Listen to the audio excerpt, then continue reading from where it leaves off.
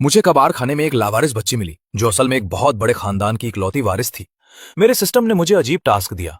इसे पालो, इसे रोज डांटना, परेशान करना और बहुत सख्त बनकर रखना ताकि इसका कैरेक्टर फौलाद जैसा बने। मैंने भी गुस्से में कह दिया, ठीक है, वैसे भी मुझे बच्चे बिल्कुल पसंद नहीं। 16 साल बाद का नजारा। मैं अपनी बेटी से मिलने स्कूल के गेट पर खड़ा था, पैरों में घिसी हुई चप्पल और हाथ में 2 सॉसेज। तभी वहां एक चमकती हुई लग्जरी कार रुकी। वो उस बच्ची के असली अमीर माँ बाप थे। वो अपने साथ 16 बड़े गिफ्ट्स लाए थे, उसके हर साल के जन्मदिन के लिए। उस अमीर आदमी ने मुझे हिकारत से देखा और बोला, तुमने इतने सालों तक बहुत मेहनत की है, अब हम आ गए हैं। वही कार में एक नकली वारिस बैठी थी जो मेरी बेटी को टेढ़ी नजरों से देख रही थी। वो नाटक करते हुए बोली, बहन, मुझे घर से मत निकालना। पर मेरी बेटी ने उन्हें घास तक नहीं डाली। वो सीधे मेरी तरफ दौड़कर आई, मेरे हाथ से सॉसेज छीने और मुझे ही डांटने लगी। पापा, आप फिर से ये बाहर का खाना खा रहे हो, मैंने मना किया था ना। मुझे याद है जब वो मुझे मिली थी, सिर्फ 1 महीने की थी, इतनी दुबली पतली कि रोने की आवाज भी बिल्ली के बच्चे जैसी थी। पर जैसे ही मैंने उस नन्ही जान को गोद में उठाया, उसने रोना बंद कर दिया और अपनी गोल गोल आंखों से मुझे घूरने लगी। फिर अचानक मुझे देखकर मुस्कुरा दी। मैंने अपनी भौहें चढ़ाई और सख्त बनकर कहा, देख, ज्यादा खुश होने की जरूरत नहीं है। मैं तुझे प्यार नहीं करता, बस पैसों के लालच में पाल रहा हूं। तभी अंदर से आवाज आई, तो फिर उसके गाल क्यों सहला रहे हो? मैंने झट से हाथ पीछे खींच लिया। धिक्कार है, मैं तो बेवकूफ बन रहा था। मैंने सोचा इसे एकदम गरीबी में पालूंगा। मैं दुकान गया और सबसे सस्ता वाला दूध खरीद लाया। पर मैडम के नखरे तो देखो। उसने दूध चखा, नाक सिकोड़ी और मुझे ऐसे देखने लगी जैसे कह रही हो, ये क्या कचरा लाए हो? मैंने चिल्लाकर कहा, पीना है तो पी, वरना भूखी रह। पर तभी उसने अपनी छोटी सी उंगली से मेरा हाथ पकड़ लिया। मेरा सारा गुस्सा ठंडा हो गया। अगली सुबह मैंने एक एक्स्ट्रा पार्ट टाइम काम शुरू किया ताकि शाम को उसके लिए सबसे महंगा वाला दूध ला सकूं। खुद को ही झूठ बोलते हुए मैंने कहा, अरे, अच्छा दूध नहीं पिएगी तो बड़ी कैसे होगी? और बड़ी नहीं होगी तो मैं इसे बेचकर पैसे कैसे वसूलूंगा? उस रात वो बहुत सुकून से सो रही थी, पर मेरी नींद उड़ी हुई थी। मैं हर 5 मिनट में चेक कर रहा था कि आखिरकार जब मैंने छठी बार उसे चेक करने के लिए जगाया तो वो चिढ़कर उठ गई। उसकी आंखें कह रही थी, पापा, सोने भी दोगे या पूरी रात यही चलेगा? मैं बस ये चेक कर रहा था कि कहीं वो मर ना जाए। जब मेरी बेटी 3 साल की हुई, तब जाकर मैंने अपना असली विलन वाला रूप दिखाया। उस दिन मैंने उसके गोल मटोल गालों को जोर से खींचा और कान में फुसफुसाया, आज से तू अपने जूते के फीते खुद बांधेगी, समझी? शायद खून का असर था, मेरी बेटी हद से ज्यादा होशियार निकली। उसने देखते ही देखते जूते बांधना, अकेले सोना, खुद खाना और यहां तक कि अपने मोजे धोना भी सीख लिया। आप सोच रहे होंगे ये कैसा अत्याचार है? अरे भाई, ये तो बस ट्रेलर था। मेरी असली प्लानिंग तो अब शुरू हुई थी। मैंने सोचा, इसे घर का सारा काम सिखाऊंगा, फर्श पोंछना, खाना बनाना, इसे अपनी गुलाम बनाकर रखूंगा। वो भी इतनी सीधी थी कि जो भी मैं कहता चुपचाप कर लेती। पर मैं भी दुनिया का सबसे सख्त बाप बनने की एक्टिंग कर रहा था। एक दिन उसने पोछा लगाते हुए पानी गिरा दिया। बस, मुझे मौका मिल गया। मैंने सीना तान कर उसे खूब डांटा। तू इतनी बेवकूफ है कि तेरे असली माँ बाप भी तुझसे नफरत करेंगे। मेरी बात सुनते ही उसकी आंखों में आंसू आ गए और वो रोते हुए अपने कमरे में भाग गई। जैसे ही वो कमरे में गई, मेरी हालत खराब हो गई। मैं दबे पांव दरवाजे के पीछे जाकर छुप गया और सुनने की कोशिश करने लगा। अंदर से रोने की आवाज धीरे धीरे कम हो रही थी। मेरी धड़कनें तेज हो गई। क्या वो रोते रोते बेहोश हो गई? क्या मैंने कुछ ज्यादा ही बुरा बोल दिया? मैंने खुद से कहा, बस 5 मिनट और रुकूंगा। नहीं, 4 मिनट। 3, 2, 1। बस, बहुत हुआ। मैं दरवाजा खोलकर अंदर भागा, पर अंदर का नजारा देखकर मैं सन्न रह गया। वो मेज पर लेटी बड़े आराम से ड्राइंग बना रही थी। मैंने उसे गोद में उठाया और सीरियस चेहरा बनाकर बोला, अरे वो, मैं तो बस मजाक कर रहा था। तू बहुत प्यारी है, तेरे माँ बाप तुझसे नफरत कभी नहीं करेंगे। उसने अपनी ड्राइंग मेरी तरफ घुमाई। उसमें 2 लोग बने थे, एक बड़ा और एक छोटा। वो धीरे से बोली, पापा, मुझे कोई और नहीं चाहिए, मुझे सिर्फ आप चाहिए। मेरी बोलती बंद हो गई। उसने मेरे चेहरे पर हाथ रखा और बोली, पापा, आप रोना मत। मैंने अपनी आंखें पोंछी और झूठ बोला, मैं मैं कहाँ रो रहा हूं। बाद में मुझे समझ आया कि उसे डांटने का कोई फायदा नहीं है। उल्टा रोना मुझे ही आ जाता है। तो मैंने अपना तरीका बदल दिया। मैं बाजार से ढेर सारी किताबों के गट्ठर ले आया। मैंने सोचा, काम से नहीं फंसी तो अब इसे पढ़ाई के जाल में ऐसा फंसाऊंगा कि ये दिन रात बस पढ़ती ही रहेगी। मैंने उसे सख्ती से पढ़ाना शुरू किया और मन ही मन हंसने लगा। अब आएगा मजा, अब बनेगी मेरी गुलाम। पहले दिन मैंने उसे मैं, तुम और वह सिखाया। दूसरे दिन मैंने उसे शब्द सिखाए, प्यार, नफरत, पसंद और नापसंद। पर तीसरे दिन तो खेल ही पलट गया। वो चूजे की तरह चहचहाते हुए मेरे पीछे भागने लगी और चिल्लाने लगी, मैं पापा से प्यार करती हूं, मैं पापा से प्यार करती हूं। मेरा चेहरा शर्म से लाल हो गया। मैंने गुस्से में किताब फेंक दी और सोचा, धिक्कार है, ये किताब ही बेकार है। सिखाना क्या चाहता था और ये चला कि मैंने तो उसका कोई नाम ही नहीं रखा। मैं उसे हमेशा छोटी बच्ची कहकर बुलाता था। सिस्टम ने मुझे सलाह दी, इसे कोई ऐसा नाम दो जो इसे चुभे, जो इसे हमेशा इसके संघर्ष की याद दिलाए, जैसे झाउदी। मैंने पूरी रात सोचा। अगले दिन मैं कॉन्फिडेंस के साथ उसका नाम रजिस्टर करवा कर आया और सिस्टम को चिढ़ाते हुए बोला, देख, मैंने तेरी सलाह मान ली, ऐसा नाम रखा है कि वो सुन के चिढ़ जाएगी। सिस्टम खुश होकर बोला, वाह, तो अब से इसका नाम झाउदी है? मैंने हंसकर कहा, नहीं, अब से इसका नाम लूज यू है। सिस्टम चकरा गया, है? ये कैसा नाम है? मैंने चौड़े होकर कहा, मेरी बेटी को बारिश बिल्कुल पसंद नहीं है। अब जब वो अपना नाम लेगी तो उसे हमेशा अपनी नापसंद चीज याद आएगी। है ना मैं जीनियस? तभी ज्यू दौड़कर आई और मेरे गले लग गई। पापा, मुझे अपना सरनेम देने के लिए thank you, I love you. मेरा प्लान फिर से फेल हो गया। वो तो खुश हो गई। जब वो बड़ी हुई और स्कूल जाने लगी तो मैंने उसे और सख्त अनुशासन में रखा। अब वो पहले की तरह आई लव यू नहीं चिल्लाती थी। घर आते ही चुपचाप होमवर्क करना, घर के काम करना और यहां तक कि सोने से पहले मेरा बिस्तर तक ठीक करना। मुझे लगा, वाह, अब हम दोनों के बीच दूरियां बढ़ रही हैं। मेरा खराब पिता बनने का प्लान एकदम सही जा रहा है।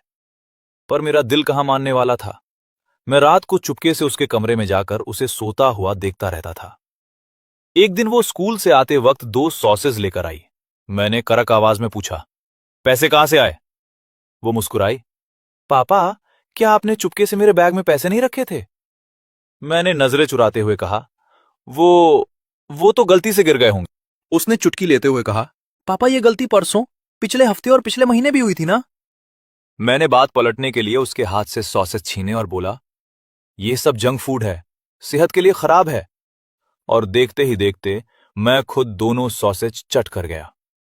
लेकिन 2 घंटे बाद मैं खुद किचन में गया और बढ़िया ताजा सॉसेज बनाकर उसके कमरे में ले गया।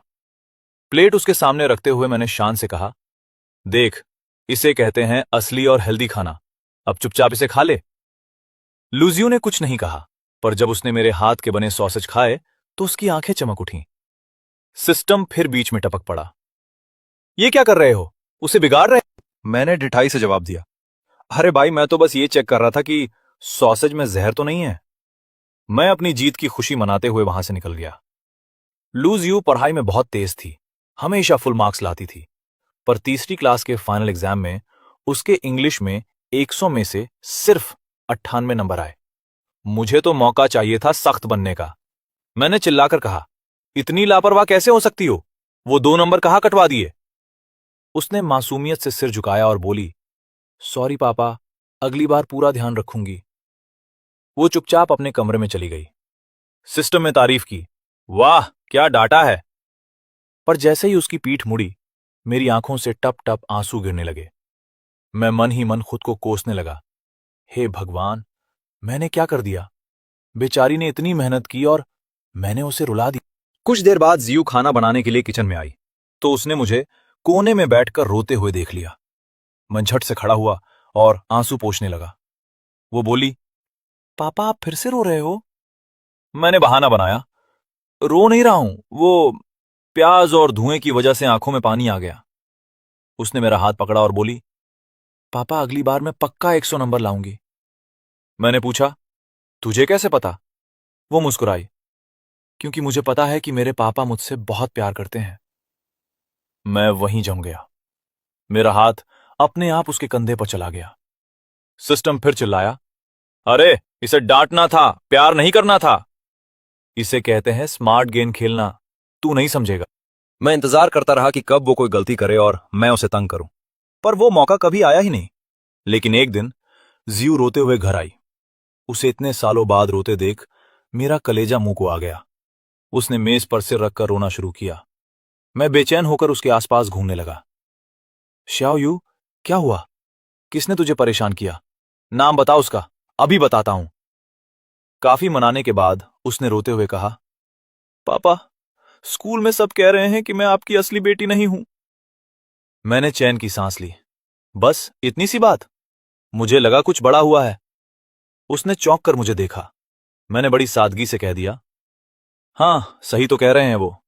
मैंने तुझे कूड़ेदान के पास से उठाया था। लूज यू का तो जैसे दिमाग ही सुन्न हो गया। उसने रोना बंद कर दिया और फटी आंखों से मुझे सदाबहार मजाक सच निकलेगा। वो मुंह बनाकर फिर से रोने ही वाली थी कि मैंने बात काट दी। अब रोना बंद कर और सुन आगे क्या हुआ। मैंने उसे सीधे सीधे पूछा, तू ठीक है? उसने कहा, हाँ। मैंने तुझे इतने सालों तक पाला है, ये सच है? उसने फिर कहा, हाँ। तो अगर तू मेरी सगी बेटी नहीं है तो क्या इससे आज की बात पर कोई फर्क पड़ता है?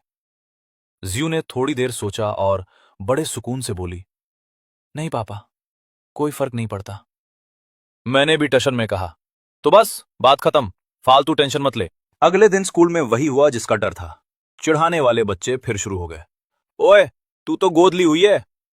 लेकिन जियो ने इस बार उन्हें ऐसा धोया कि सबकी बोलती बंद हो गई। उसने पहले को पकड़ा। लियू शियाओ हाओ, तेरे कपड़े हमेशा गंदे रहते हैं। तेरे घर वाले तुझे कपड़े धोना भी नहीं सिखाते।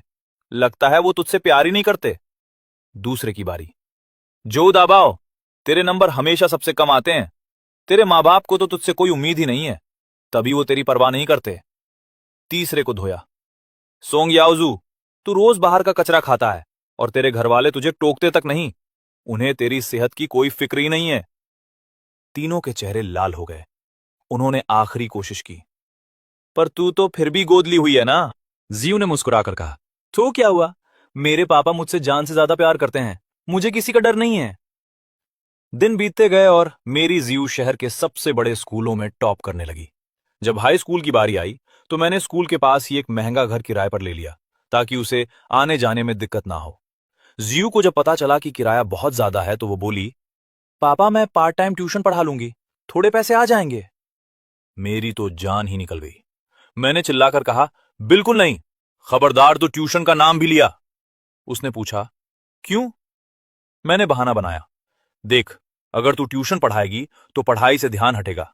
अच्छे कॉलेज में एडमिशन नहीं मिला तो फिर तू बड़ी होकर मुझे पैसे कमाकर कैसे खिलाएगी? मैंने राहत की सांस ली। चलो, लालच देकर ही सही, इसे काम करने से रोक तो लिया। मैंने अपना सीना चौड़ा किया और कहा, मैं अभी कुछ साल और तेरा खर्च उठा सकता हूं। इसे ही लॉन्ग टर्म इन्वेस्टमेंट कहते हैं। आज खर्च करूंगा तो कल तू मुझे पालना। जियो मुस्कुराई, थैंक यू पापा। मैंने एक नया स्कूल बैग निकाला और उसकी तरफ उछाल दिया। ये देख, ये मुझे सड़क पर पड़ा हुआ मिला। जियो ने कहा, पापा, मैं पुराना बैग चला सकती हूं, इसकी क्या जरूरत थी? मैंने डांटा, दे दिया ना, अब चुपचाप इस्तेमाल कर, ज्यादा सवाल मत पूछ। उसने बैग खोला, उसके अंदर झांका और शरारत से बोली, पापा, आज शाम को मुझे वही स्टार्च सॉसेज खाना है। मैंने भी टशन में कहा, ठीक है, मिल जाएगा। उस शाम मैं अपनी घिसी हुई चप्पलों में स्कूल के गेट पर खड़ा उसका इंतजार कर रहा था। हाथ में गरम गरम सॉसेस थे। तभी वहां एक आलीशान कार आकर रुकी जिसका लोगो वी जैसा दिख रहा था। और कहानी वहीं से शुरू हुई जहां से हमने बात की थी। स्कूल के सामने अचानक एक ऐसी लग्जरी कार आकर रुकी जिसे देखकर सबकी आंखें फटी की फटी रह गईं। कार से चार लोग बाहर निकले। आगे चल रहे पति पत्नी ने इतने महंगे कपड़े और गहने पहने थे कि दूर से ही अमीरी चमक रही थी। उनके पीछे दो बच्चे थे, शायद भाई बहन। भाई तो हमें ऐसी नजरों से देख रहा था जैसे हम कचरा हों और वो हमारे पास खड़ा भी नहीं होना चाहता था। तभी सालों से सोई हुई मेरी वो सिस्टम वाली आवाज अचानक गूंजी, जू परिवार अपनी असली बेटी को लेने आ गया है। मैं वही जम गया। सिस्टम ने कहा था कि जब जियो 16 साल की होगी तब उसके असली माँ बाप आएंगे, पर मुझे अंदाजा नहीं था कि ये दिन इतनी जल्दी। और मेरी नजर खुद पर पड़ी। पैरों में घिसी चप्पल, 100 से 200 वाली सस्ती टी शर्ट, बिखरे बाल और हाथ में दो सॉसेज। मैं उस अमीर परिवार के सामने कहीं नहीं टिकता था। मैंने खुद को भीड़ के पीछे छिपा लिया। तभी स्कूल की छुट्टी हुई। लू जियू गेट से बाहर निकली। बालों की ऊंची पोनीटेल, स्कूल यूनिफॉर्म की चढ़ी हुई आस्तीन और चमकती आंखें। वो भीड़ में मुझे ढूंढ रही थी क्योंकि उसे पता था कि उसका पागल बाप सॉसेज लेकर खड़ा होगा। लेकिन इससे पहले कि वो मुझे देख पाती, उस अमीर शू परिवार ने उसे घेर लिया। लगता है वो पूरी तैयारी के साथ आए थे। मिसेस शू की आंखों में आंसू आ गए। वो आगे बढ़ी और कांपती आवाज में बोली, अन अन क्या ये तुम ही हो? जियू ने उन्हें अजीब नजरों से देखा और बड़ी शालीनता से बोली, सॉरी आंटी, लगता है आपको कोई गलतफहमी हुई है।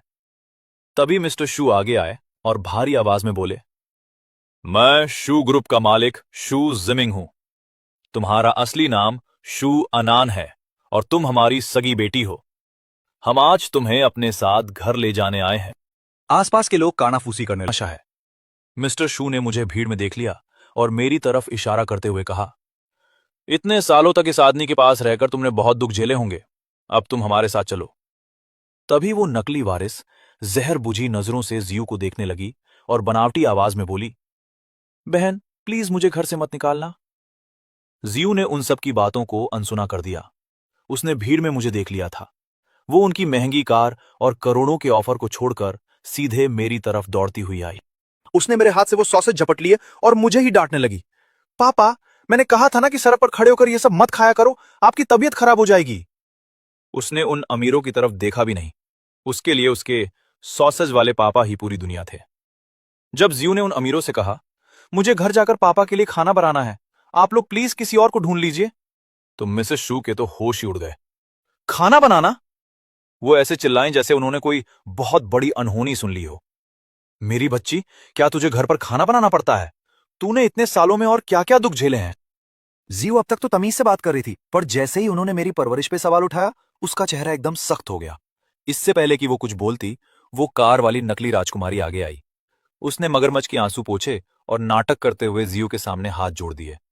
वो सिसकते हुए बोली, बहन मुझे माफ कर देना, इतने सालों से मैं तेरी जगह ऐश कर रही थी, पर मेरे मम्मी पापा ने मुझे बहुत लाड़ प्यार दिया है। मैं उन्हें छोड़कर नहीं रह सकती। क्या तुम मुझे घर से नहीं निकालोगी? अगर तुम मुझे रहने दोगी तो मैं तुम्हारी नौकरानी बनकर रह लूंगी। भाई साहब, ये क्या बकवास चल रही थी? लू जियू उनकी असली बेटी है जो 16 साल बाद मिली है, और ये लोग पहले ही मुलाकात में इतना रायता फैला रहे हैं। माना कि तुम अमीर हो, पर क्या मिलने के लिए यही स्कूल का गेट मिला था जहां हजारों की भीड़ खड़ी है?